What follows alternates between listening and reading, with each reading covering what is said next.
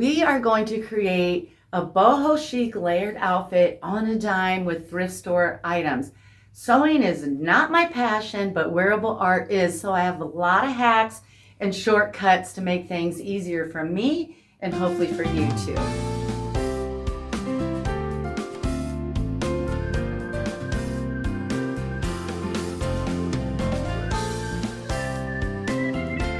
Thank you so much for joining me. If you haven't been here before, my name is Tracy and this is a DIY upcycling channel. And we're going to create an entire outfit, a maxi skirt that's layered, a tunic, a neck piece jabot, and a simple headscarf. And I'm going to start with the skirt. Now, this was once a skirt that I turned into a pair of harem pants, and I have a video on that. But since then, I've stolen fabrics from it for other projects, and I'm going to use the top part of this for the top of my skirt. So this thing has come full circle. It will be a skirt again. I want my skirt to be 35 inches from the top to the very bottom. I want it to go almost to the floor, if not to the floor. I cut here, so I'm kind of limited to what I can do here. This is 10 inches down, this cut right here. So I'm going to just go ahead and continue cutting that all the way around. Now I have a little mini skirt.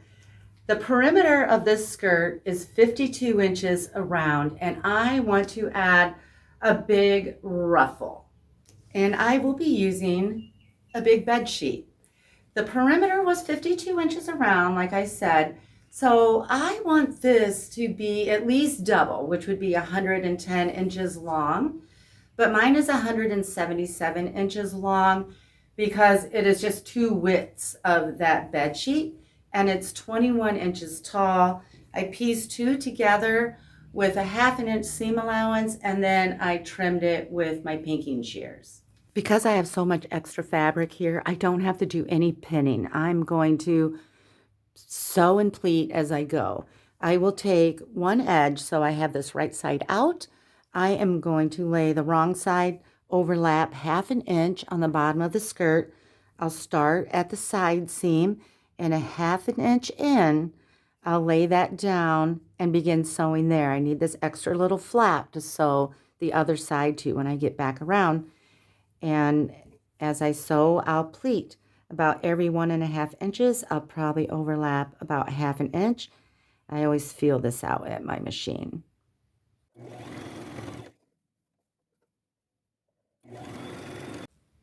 Okay, so now I'm back around. I have quite a bit of fabric left. Here's the original flap that we started with. We left a little piece.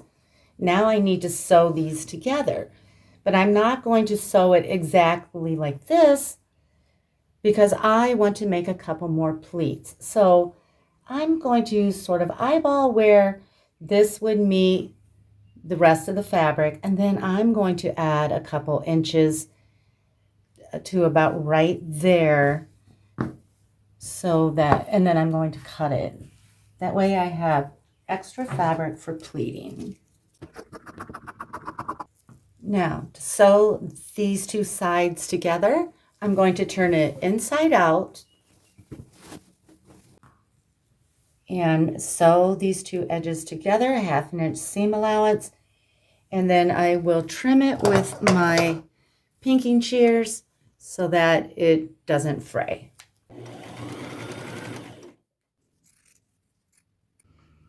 Now this is the seam that we sewed, and I have a little gap here still, and I need to sew that shut. So I'm coming to the place where I left off, and I'm going to make a few little pleats and close up that gap. This is what we have. And where I sewed this ruffle, I want to add another ruffle.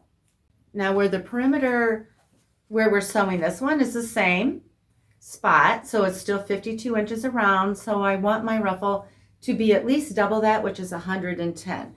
I'm using this duvet cover, and I use 2 widths sewn together, so it's extra long, 180 inches.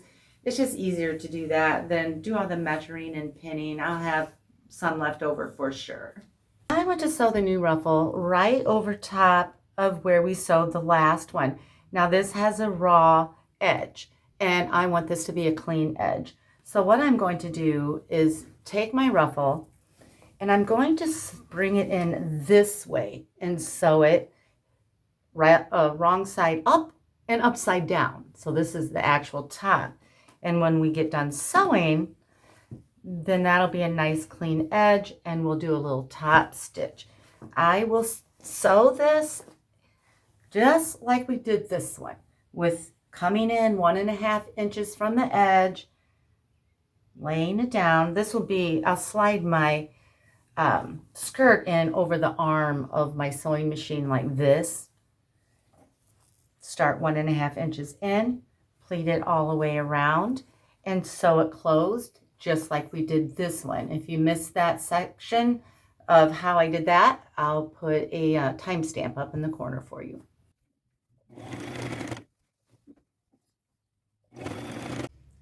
Now I'm going to pull that ruffle down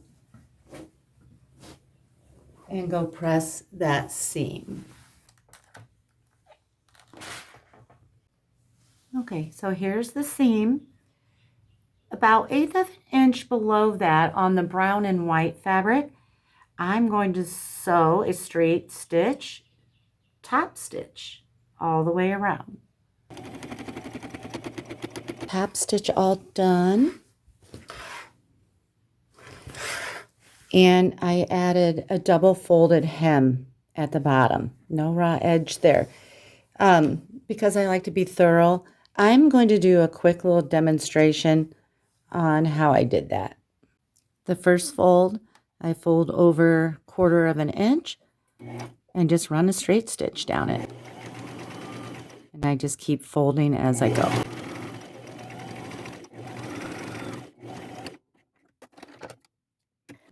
And then I fold it over again, run a stitch,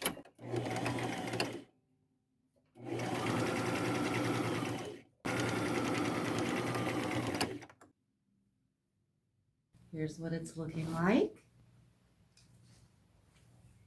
And now I want to add a 7.5 inch ruffle at the bottom of this floral fabric. I am using that bed sheet, that floral bed sheet again, for the very bottom ruffle, and cut it is 7.5 inches tall. The perimeter now, the bottom of my skirt is 90 inches. I want this to be at least double. I have way more than I need. I had to piece a bunch of smaller pieces together to get one big long one. Here's the bottom of my skirt. For this, I don't want a raw edge on the inside, so I folded this over right sides together, just on top of itself, one time, 1/4 of an inch, and sewed a stitch. And this will be covered by the ruffle, and the inside will be nice and clean. So my ruffle is raw at the top, and I did a double fold hem at the bottom, just like I did here. I did this yesterday because I want to save time filming. Filming days can be really long, but you can definitely wait until this is sewn onto your skirt before you do the hem. So I am going to sew this on pretty much like I did the other 2 ruffles with the flap, sew it together. But this time I'm going to overlap a little over 1/4 of an inch, and I'm going to do smaller pleats as I go. Maybe every inch, overlap it like 1/4 of an inch, and sew as I go, and finish it off just like I did the other 2 ruffles. If you missed that, timestamp is up in the corner. The sewing for the skirt is all done. So cute. Later, I'm going to take everything upstairs and give it everything a bath in some dye more to make it look aged and a little more rich. But right now I want to make a coordinating tunic. I'm going to start with this pretty little thrifted pink top.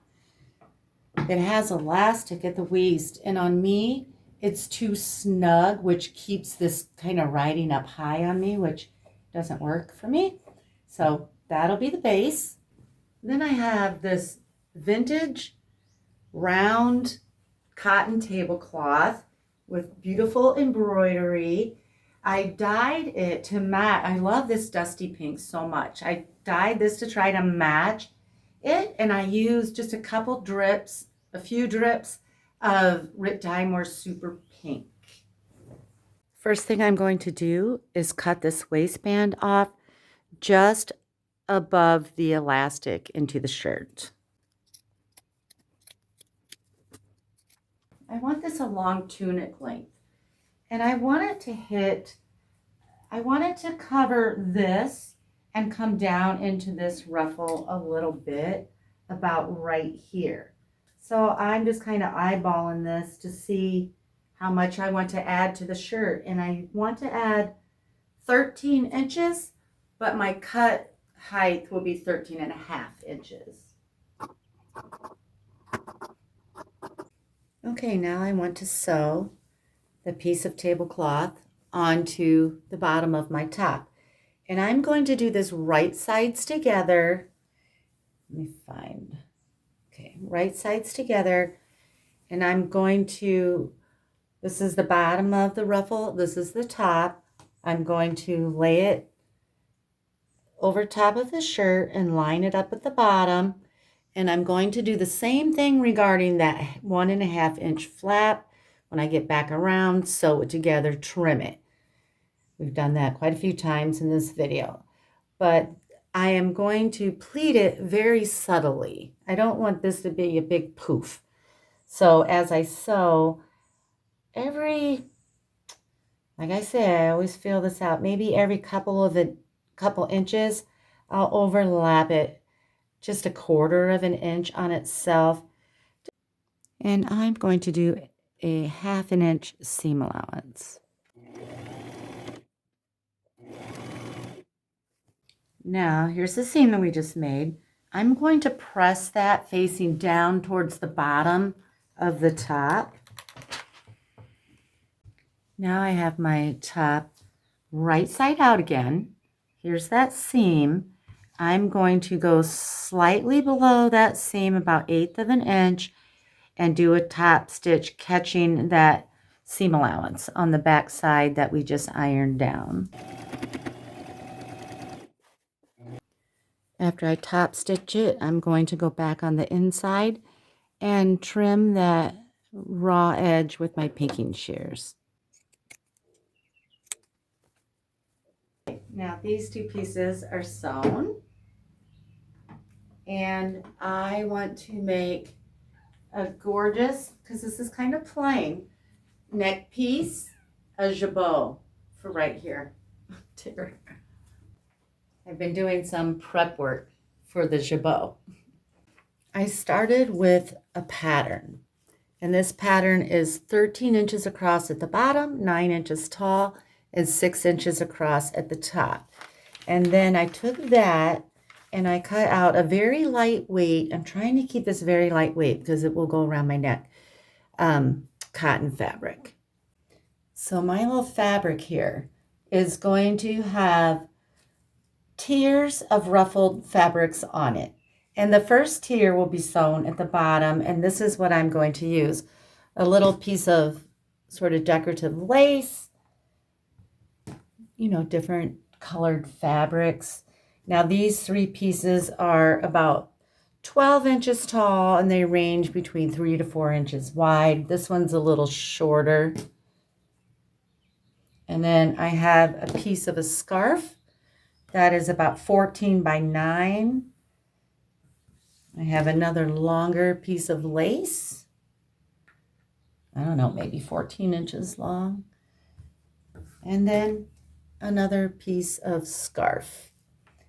Now I am going to seam all these together, right sides together, and then I will trim the seams on the, I'm trying to find my pinking shears.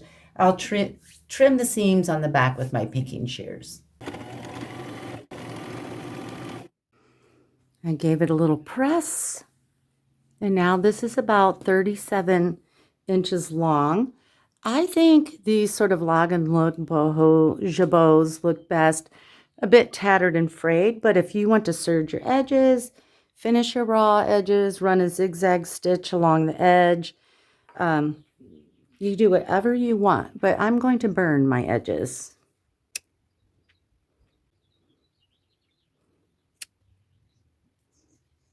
Now I want to sew this onto the bottom of my base piece. So I'm going to take a yardstick and about 3/4 of an inch up from the bottom, I'm going to draw a line, which will be my guideline when I sew.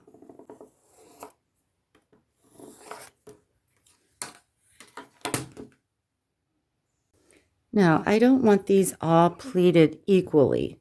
So I'm going to do a little bit of pinning, but not a ton. I'm going to overlap right up to that line, and at the edge, I'll stick a pin. And then at this edge, I'll stick a pin. Now I'm going to lay it on there and play with it and see what I like. I know I want this large scarf piece very pleated.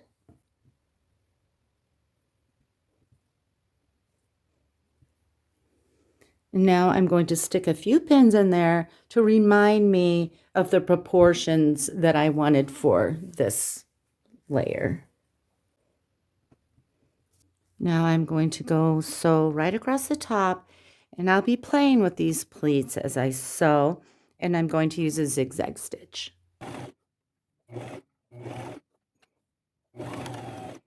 What we have so far, just to give you an idea. Now I have a piece of a dress remnant. It's about 24 inches by 4 inches, and all I did here was cut it out with a zigzag or a pinking shears. Now I want to rough or pleat and sew this one about an inch above this, but to keep things straight, I'm measuring down from the top 7.5 inches. So I'll take this, using a zigzag stitch, start right there, and do medium amount of pleating all the way across. The next layer I want to be lace. So I took a doily like this, and I just cut up the side and a little circle out of the middle so that I have a straight piece. I took my ruler and tailor's chalk, and I marked down from the top 6 inches, and I have a line right here. I'm going to go sew this right on that. Okay. So now, before I sew the top row on, I want to add some ties. And what I have here, I found some lacy trims, kind of eyelet, but I made sure they were soft because my neck gets irritated if I have anything not soft tied around my neck. So these are about 1 inch wide, and they're each about 29 inches long. I am going to take this to my machine. I'll overlap towards the top, maybe 1 inch, zigzag stitch a few stitches there so it's nice and sturdy. Come over here and do the same thing. Now I pieced together a couple like this. This is a scarf. This was from a dress. It's about 6 3/4 inches tall, about 6 1/4, and 18 inches long. And I'm going to sew this, and this scarf piece will be pleated a lot more than this. I want it to have a proportion about, let's see, about like that. but I won't pin this one or anything. And I'm going to sew it down about 1/4 of an inch from the top.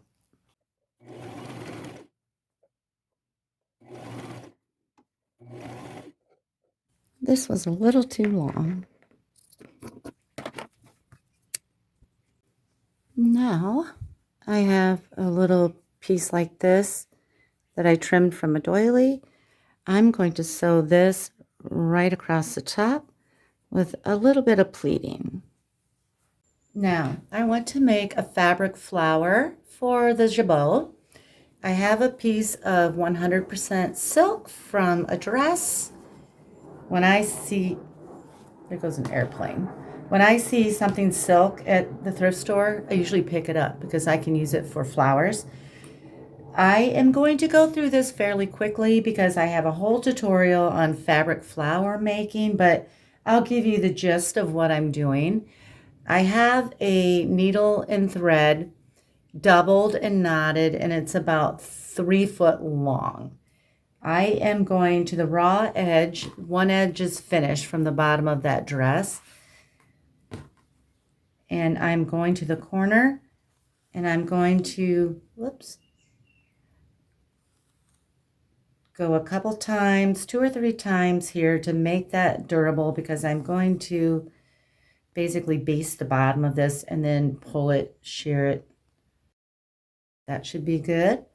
And now I'm going to baste all along the bottom about 1/2 inch stitches, 1/2 inch apart. Once I get to the very end, I'm going to shear this, shear it.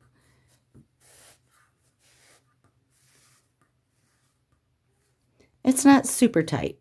I do different ones differently. This one's fairly close, but I didn't push it tight.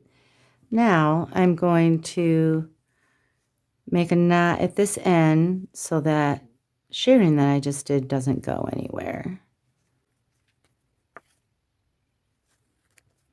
And then even out my little pleats. Now I'm leaving this needle and thread attached, and I'm going to drop it underneath behind my flower, and I'm going to wind this on itself, making layers. The bottom will be the biggest, and I'm trying to keep the pleated part in the center. And I'm just going to get smaller and smaller.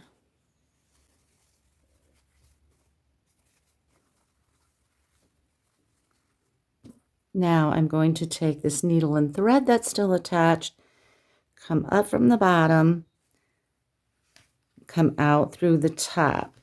And I'm trying to catch as many of these layers as I can, and I'll do quite a few stitches here so that it doesn't fall apart.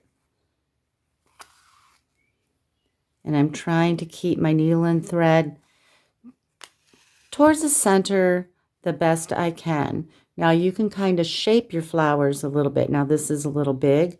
I'm going to kind of come in here, bring that in.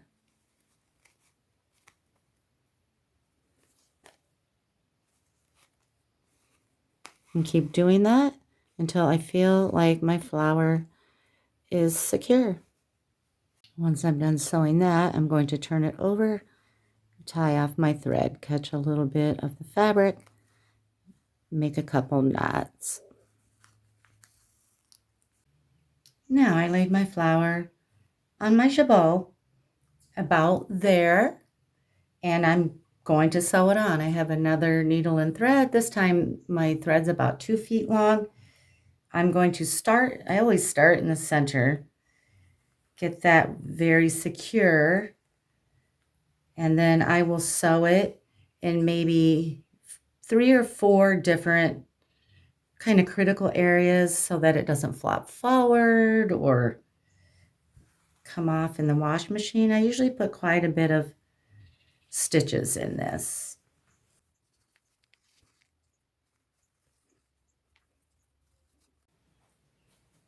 Okay, there's There's the flower, so cute. Now the last thing I want for this outfit is a headscarf. So I had a dress that I cut a piece of fabric off of, and this is an approximate 32 by 32 square, and I cut the whole thing with my pinking shears because I'm lazy and I don't want to hem. And I'm going to be vulnerable here and go take my hair out. It's going to look kind of crazy because I want to show you how I'm going to wear this. So I'm going to take this square and I'm going to fold it into a triangle. Now I only have my phone here for kind of a mirror. So I find it's easiest if I bring my hands in from the corners, and I will do that, and then it'll flap down in the back, and I could tie it right here, but I think I'm going to tie it on the side a little bit. You know, I'll have to play with it in the mirror when I get everything done. All right, so I am going to go upstairs and with Rit Dye more, play with some colors, and dye everything. This, the jabot, the top, the skirt. I want it to look vintage, and I want more of a rich color. I am using Rit Dye more for synthetic fabrics because I know some of the stuff, like on the jabot for sure, it's not a natural fabric. So that has to be done on the stovetop. My pot is like a big turkey pot, I believe 32 quart, and I filled this one pretty full because I have a lot of stuff to dye. I brought it to almost a boil, 200 degrees approximately, and I'm going to put a few pumps of just Dawn dish soap in there. Stir that up. Now, I want it sort of an ecru color, sort of a tea stain look with an edge. So I'm using chocolate brown and daffodil yellow, and I am going to take my time and just do drips at a time and stir it up, test with paper towels until I have the right color. I have some super pink here. I think if I add that with these colors, it'll be kind of a peachy look, which I might like. So I'm just going to experiment.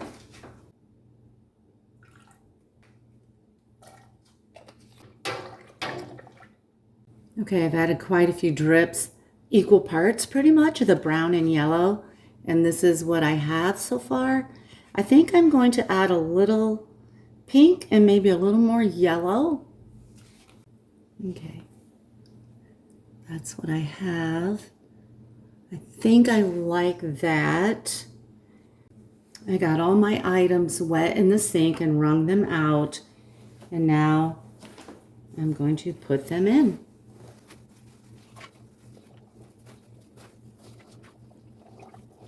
I am going to continuously stir for at least half an hour. I've gone as long as an hour before. When it's all done, I'm actually going to take these out, transfer them into a bucket that I'll set right next to the pot, and then I'll dump them into my washer and run a rinse and spin only, and then I'll lay them outside to dry, and then I'll show you what it all looks like together. Here it is all done. I think it is so fun to put entire outfits together. I always want to do it for this channel, but it's so time consuming to fit into one video. But once in a while, I just get the urge to do it. I'm going to bring it in a little closer so you can see more of the details in a minute. But I want to show you, I have 4 things I want to pair this with, and they're all tutorials. I'll number them and put the link down in my description. So I have this little bag. It's like a ruffle bag. How perfect are the colors and the style with this? So fun. And then I have a jacket and 2 dusters. If you want to do more of an extreme lagenlook, these would be perfect with it.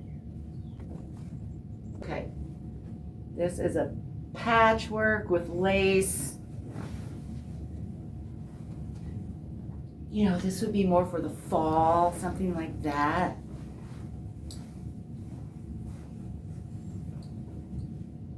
I mean, how rich is that? Could you imagine buying these pieces at a boho boutique? It would cost you a fortune, and you really can do it on a dime.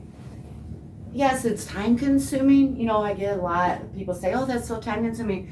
Well, if you love what you're doing and it's your hobby, you want it to take time because you love doing it. This is a little velvet and lace piece. This is one of my favorites because I love pink.